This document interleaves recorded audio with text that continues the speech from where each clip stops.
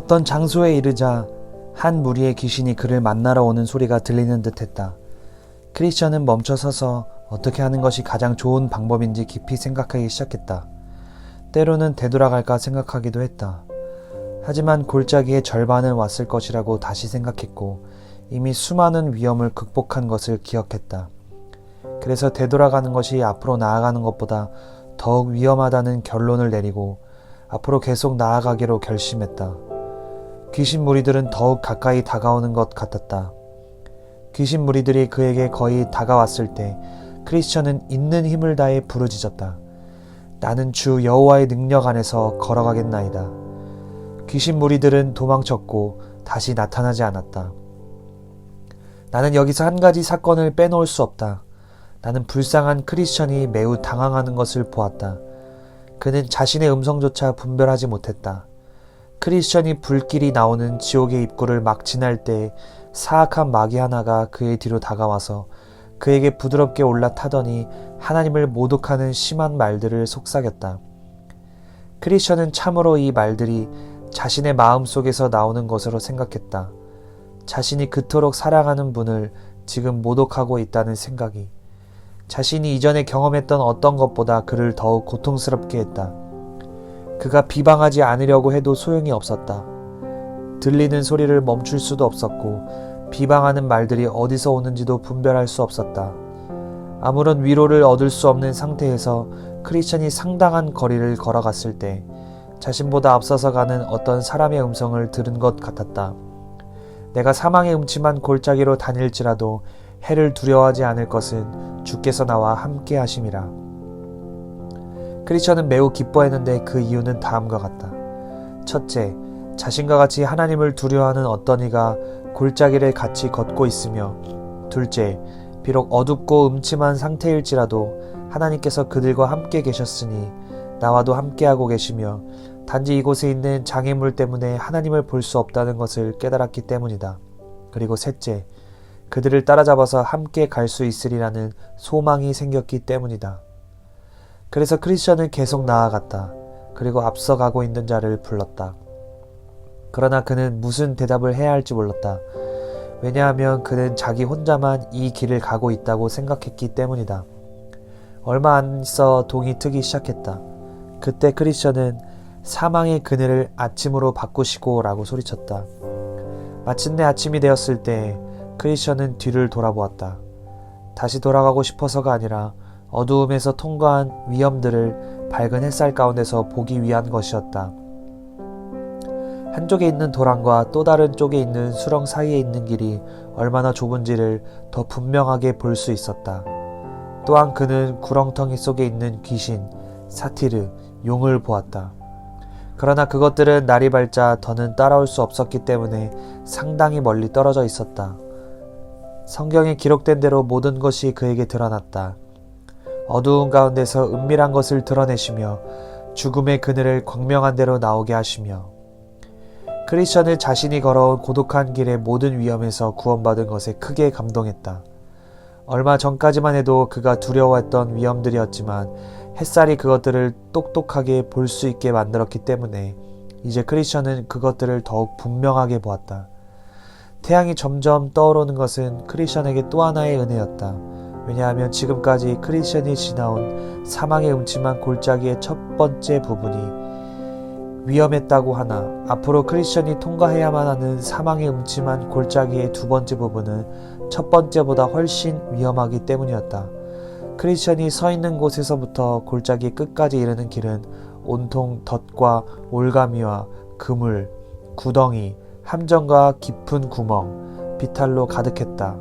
만약 크리스천이 골짜기의 첫 번째 부분을 지나올 때처럼 지금이 어두웠다면 그의 목숨이 1000개라도 남아나지 못했을 것이다. 그러나 내가 말했듯이 지금 태양이 떠오르고 있었다. 그래서 크리스천은 그때에는 그의 등불이 내 머리에 빛이었고 내가 그의 빛을 힘입어 암흑에서도 걸어다녔느니라고 찬송했다.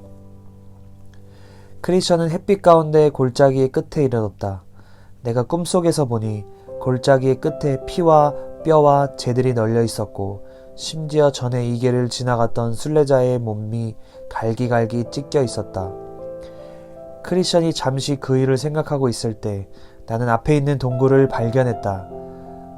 동굴에는 두 거인인 교황과 이교도가 오래전부터 살고 있었는데 두 거인의 힘과 횡포에 의해서 사람들이 잔인하게 죽임을 당했고 그들의 뼈와 피와 재들이 널려 있었던 것이다. 그러나 크리스천은 이곳을 큰 위험 없이 통과할 수 있었다. 그것에 대해 나는 약간 놀랐지만 다음과 같은 사실을 알게 되었다.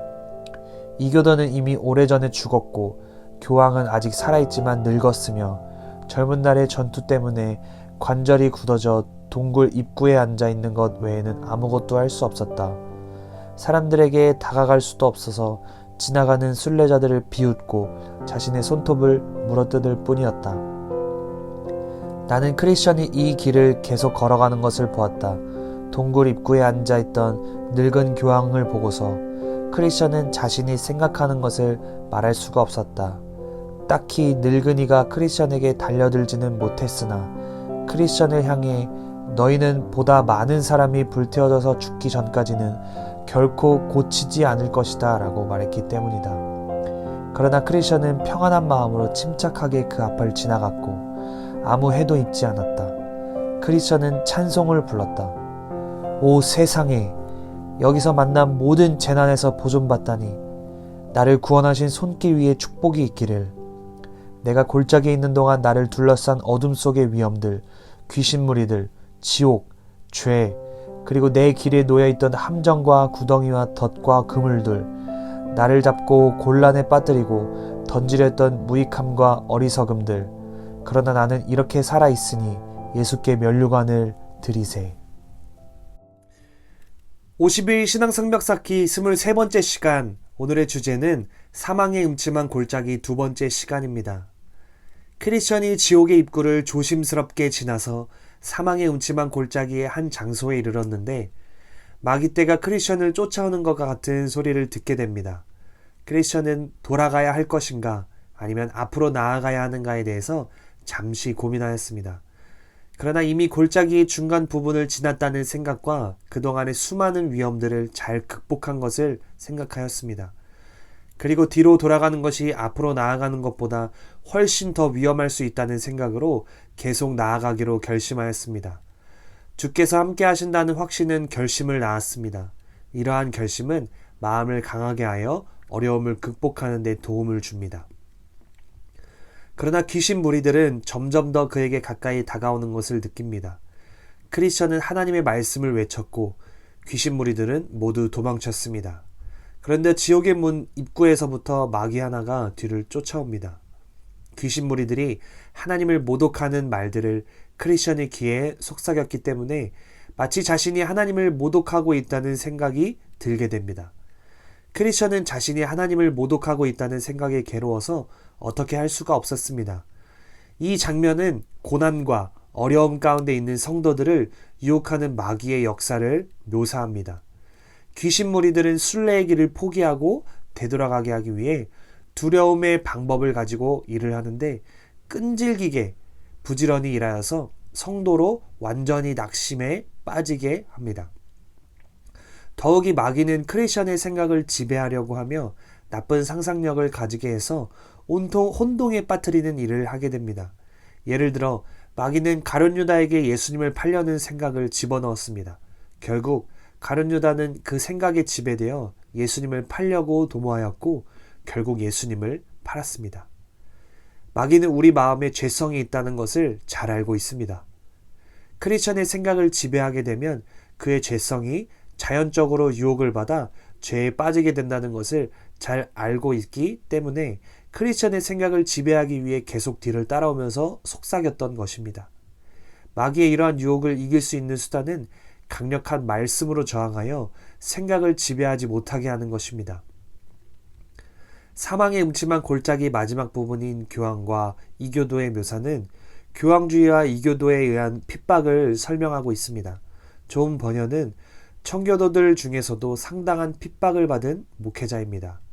1660년 찰스 2세의 왕정 복구와 함께 존 번연은 비국교도로서 설교하였다는 이유로 투옥되어 12년간을 감옥에 있었습니다. 그는 감옥에 있는 동안 성경과 존 폭스의 순교자 열전을 읽었는데 바로 이러한 배경으로 교황의 핍박으로 순교한 자들에 대해서 묘사하고 있는 것입니다. 교황과 이교도는 같은 동굴에서 거주하는 것으로 묘사되었는데 이는 공통적인 특징을 가지고 있습니다. 교황주의와 이교도는 모두 무지하고 미신적이며 우상적입니다. 외적인 의식들과 세상적 힘을 추구하는 것, 그리고 물질주의를 추구하는 것은 이교도와 로마 카톨릭 교회의 공통점입니다. 존 버녀는 영적으로나 역사적으로 이러한 배경을 의식해서 교황과 이교도가 같이 살았다고 묘사하였습니다. 이교도는 죽었다고 묘사하였는데 기독교가 들어감으로써 이교도주의의 활동이 중지된 것을 의미합니다. 다른 또 하나의 거인인 교황은 로마 카톨릭 교회의 우두머리를 지칭하는 것입니다. 교황이 비록 늙었으나 살아있다는 것은 교황의 전제주의 아래서 수많은 그리스도인들이 순교하였음을 나타냅니다. 교황이 늙었다는 것은 천로역정을 기술하던 당시 로마 카톨릭 교회가 영국에 대해서 정치적으로 영향력을 행사하지 못하였던 역사적 정황을 말해줍니다. 교황은 늙었으나 여전히 위협하였다는 것은 진리에 대해서 핍박하려는 정신이 남아있음을 보여줍니다. 어제와 마찬가지로 오늘을 살아가고 있는 우리에게 사망의 음침한 골짜기를 지나가게 하십니다. 크리스천이 그 골짜기를 통과함으로 겸손을 배우고 하나님을 찾은 것처럼 우리에게도 영적인 성숙을 위해 사망의 음침한 골짜기를 분명 지나가게 하실 것입니다. 이것은 하나님이 나를 벌하시려는 것도 아니고 나를 버리신 것도 아니라 우리를 사랑하시기 때문에 통과하도록 만드신다는 사실을 잊지 말아야 할 것입니다. 우린 이곳을 지나며 하나님의 사랑을 더욱 크게 느낄 것이고 그분을 더욱 사랑하게 될 것입니다. 오늘도 함께 이 길을 걸어 나아갑시다. 기도하겠습니다. 하나님, 오늘도 주의 말씀 붙들고 수많은 유혹 앞에 섭니다. 주의 말씀을 가지고 이 유혹들을 이겨내며 주님 앞에 바로 설 수 있는 우리가 될 수 있도록 도와주세요. 감사드리며 예수님의 이름으로 기도합니다. 아멘.